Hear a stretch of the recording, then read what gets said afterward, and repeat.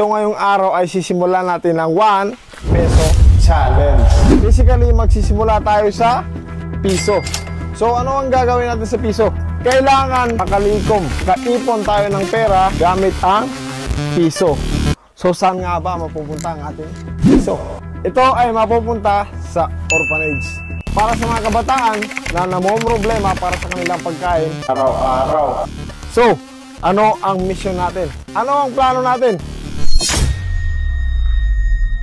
Rule number 1, kailangan lahat ng ating kikitain ay galing sa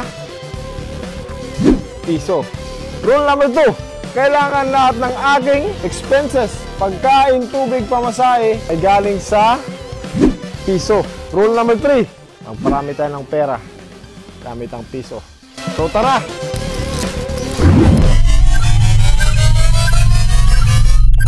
Kaya nyo bang makasurvive sa loob ng isang araw na ang gamit ay isang piso? Pues ngayon hindi lang tayo basta susurvive dahil i-donate pa natin ang maiipon natin. So ang una nating diskarte guys, wala nang iba kundi candy. Pero yun nga lang, hindi ko alam kung meron pa bang tag-piso na candy ngayon. So tara, yun ang una nating ibibenta. Una nating bibilihin candy tapos ibibenta natin for 5 pesos kung kaya. Kung hindi kaya, 3 pesos. Uy! Tara!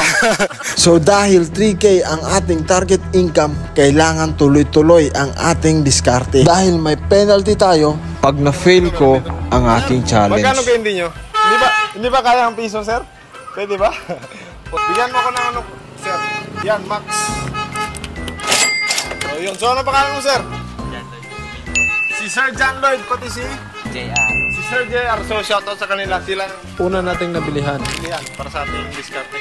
So ito na, candy. Ano tayo na uminta natin? At naghanap na rin ako ng ating unang customer. Hi, ma'am. Good morning. Baka gusto nyo ng candy, ma'am. For 3 pesos. Gusto nyo ng candy? Candy. 3 pesos! Taga, hindi kasi for donation ito, iipunin namin to for the whole day. Mag-discarte kami. Hindi, mababait ang mga person. Ayun, mababait pala. 5 na lang. 5 pesos ayun! Ano ba ano, ma'am? Si Claire. Ayun, big shout kay ma'am Claire. Ang una nating customer, meron ng 5 pesos. So, bili tayo ulit ng candy. Salamat, ma'am! Tapos, ang first challenge, bili tayo ulit ng candy. So, sir, bigyan mo ko ng 3. Ayun, hanap tayo ng mabentahan natin. Sobrang swerte natin dahil nakahanap tayo agad ng mababait na drivers at binili agad ang ating bentang 3 candy. Candy pa ulit. Marami na tayong mabili. Pangatlong balik na natin. O, ayun. Max rin, Max. Bigyan mo ko ng pula. Pula at saka blue rin. Ayun. Salamat, sir. So, meron tayong natirang 1 peso. 10 pieces. Ikaw, sir. Candy, sir? Gusto mo, sir? 5 pesos only. Ano, pa-English ako, sir? 5 pesos? Yes! Meron na tayong customer ulit. Ayun. Hindi ka dyan, sir. Ayun. Maraming salamat, sir. At dito na nagsisimula ang totoong challenge dahil nagkakaroon na tayo ng mga rejections. Baka sabihin nyo, porkit naka-video, madali lang magbenta. Patihan nyo, meron tayong mga rejections. Kaya pag nare-reject tayo, guys, tanggap-tanggap lang. At syempre, wala nang atrasan to dahil nasimulan na natin ang challenge. Naghanap ng ating mga customers para maubos ang ating bentang candy. Ubos na yung candy natin. Okay guys, so meron na tayong 26 pesos. So napag-isipan ko na mineral water na lang ating ibibenta. Kasi mas mabilis at saka isang bagsakan lang. So maghanap tayo ng mineral water na mga siguro. At ayun na nga, pasensya na sa abala guys. Gusto ko lang malaman nyo that this video is a fundraiser. Sa challenge na ito ay meron tayong 2 series. Ibig sabihin, gagawa pa ako ng isa pang video, isa pang challenge, at sa pangalawang video ay doon ko ipapakita kung saan at kung kanino natin i-donate ang ating maiipon. At syempre, dito nyo makikita sa aking page ang updates about sa inyong donations at sa inyong mga pinadala. Talagang nakakatuwa lang isipin guys na through the use of social media, makakatulong tayo sa ibang tao. At syempre, ano pang hinihintay natin? Balikan na natin ang video. Sir, wait lang, bili ka kayo hindi? 3 pesos lang. 3 pesos lang? Below 15 pesos. Mas benta natin ng mga 15 or 20 pesos. So tara. Hi sir, good morning. My cameraman and my kapatid. Ayun!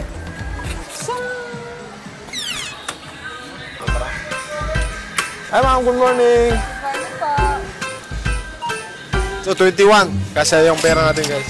20. 1. So meron tayong tatlong mineral water. 6 pesos, 9 pesos.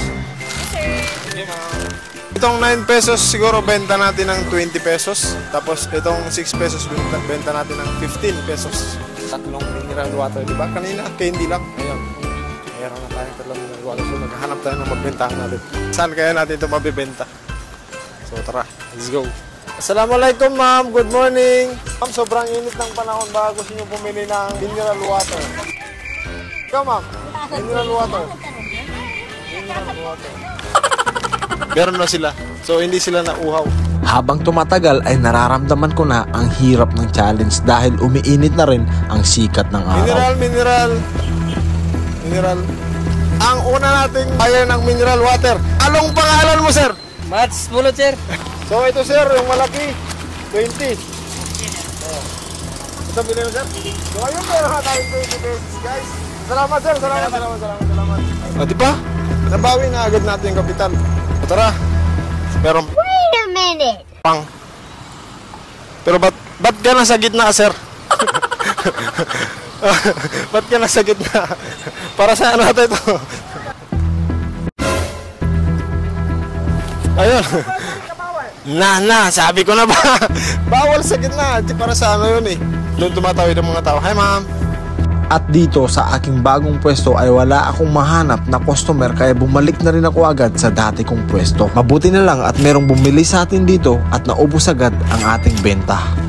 Tapos na yung benta natin, guys. So meron na tayong 50 pesos.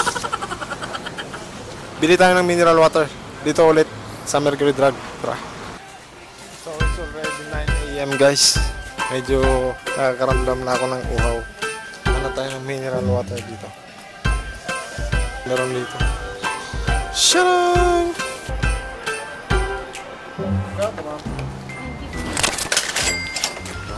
Hindi ko na pinatagal at umikot na rin ako para mas makarami tayo ng kita. At malayo pa ang ating lalakbayin at marami pa ang ating iipunin para sa ating donasyon. Bilangin natin yung pera natin, guys. So ayun, guys, galing tayo sa candy. So nabenta na natin yung mga mineral natin. Bilangin natin kung magkano lahat. So meron na tayong 123 pesos. So 10:06 AM na. Ngayon tayo ay pupunta sa bago nating destinasyon. At gaya ng sabi ko kanina, lahat ng ating expenses ay ibabawas natin sa ating kita. At dito nyo malalaman ang bago nating diskarte. Dito sa Notre Dame of University. Tara, bili muna tayo ng school supplies. Magkano illustration board, ma'am? 30 pesos. So bibili tayo ng illustration board, guys. Plus pencil pen. Marker. Magkano ang marker, ma'am? Ha? Pencil pen. 35. So minus 65. Thank you, ma'am. So, let's go. At dito, muntik na tayong hindi makapasok dahil hindi basta-basta nakakapasok dito ang hindi estudyante sa paaralang ito. Buti na lang at nakilala tayo ng isa sa mga lady guard. Basta may ID lang, sir. Yes, ma'am. Ay, PNP vlogger. Yes. Dito ko lang. Sargento Vlogs. So guys, papasok tayo. Mag-iwan lang ng ID, ma'am. Thank you, ma'am. So guys, mission accomplished. Nakapasok tayo. So dito na tayo gagawa ng discount. Buti na lang at nakapasok tayo. Sa the game plan. Ano ba ang plano natin? Ang plano natin is magjo-joke tayo sa mga estudyante.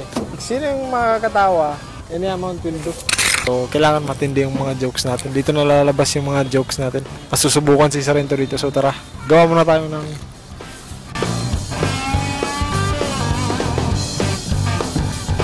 Ito yung pangalawang diskarte natin.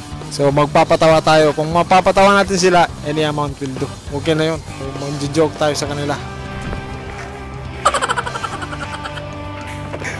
Nahihiya ko. At sinimulan ko na rin ang diskarting malupit.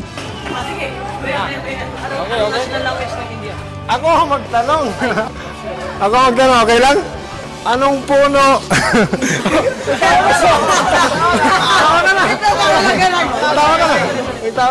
Anong puno ang hindi pwedeng akyatin?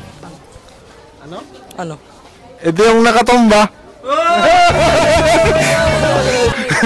Oh, hindi siya tumawa. Sige. Bayad. Wait lang. Okay lahat, ha? Kayo lahat. Bakit nahihiya ang sisiw? Bakit? Kasi ang nanay niya may itlog. Oh, may nagtawa. Yay!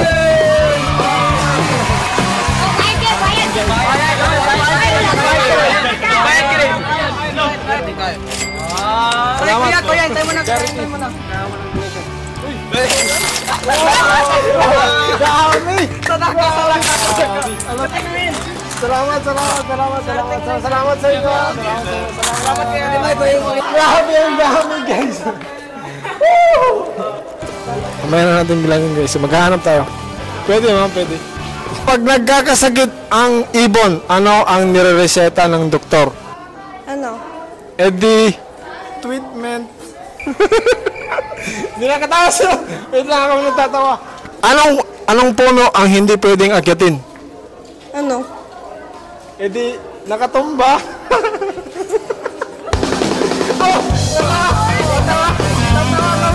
Wala. Anong kulay ng utot? Ano?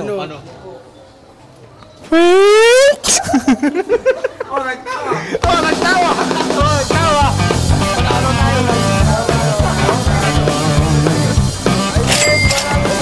Ano pa kayo, sir? Samir po. Is po. Ulong po, ulong. Ikaw? Ardo. Ikaw? Ben Rajib. Ikaw, sir? Daniel Pad.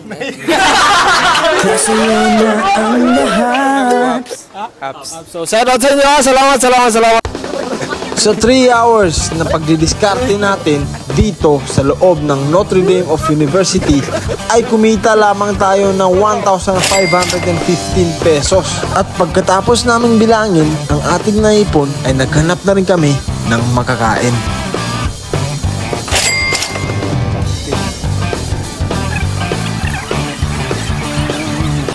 At hindi ko inaasahan na kailangan kong iwanan ang ating challenge. At pagkalipas ng 2 oras ay bumalik rin ako para tapusin ang ating sinimulan. Pipinta naman ulit tayo ng tubig. Ayun. At ngayon ay pupunta tayo sa Cotabato City Plaza. Ang pera natin kanina, minus 135. Dito tayo pumunta dahil balita ko ay maraming tao dito. Sir, mineral water. Mineral water, sir. Mineral water, sir. Mineral water, ma'am. Bago sa inyo. Hello, ma'am. At oo, maraming ang tao rito.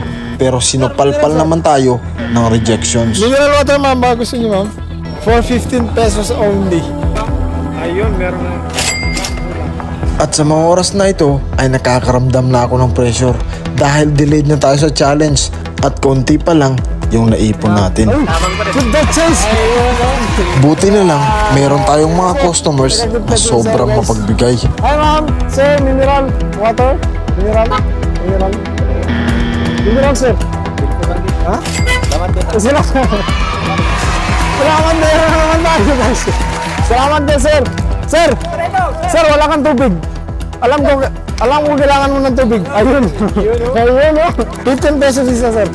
Ayun. Anong pangalan mo, sir? Nakapala siya sa'yo, sir. Salamat, sir. Salamat. At ayun na nga guys, dahil malapit nang matapos ang oras natin para sa challenge na ito. At isa lang ang ibig sabihin nun, dahil haharapin natin ang penalty once na natalo tayo dito sa challenge na ito. At dahil tayo ay nabigo sa challenge na ito, yung 1,735 na naipon natin ay gagawin kong 10,000 pesos. Okay lang na matalo ako sa challenge na ito dahil itong pera ay mapupunta rin naman sa mga kabataan o matatanda na nangangailangan ng tulong. At huwag ninyong kalimutan i-comment ang Piso Challenge Part 2 if gusto nyo pa ng ganitong video.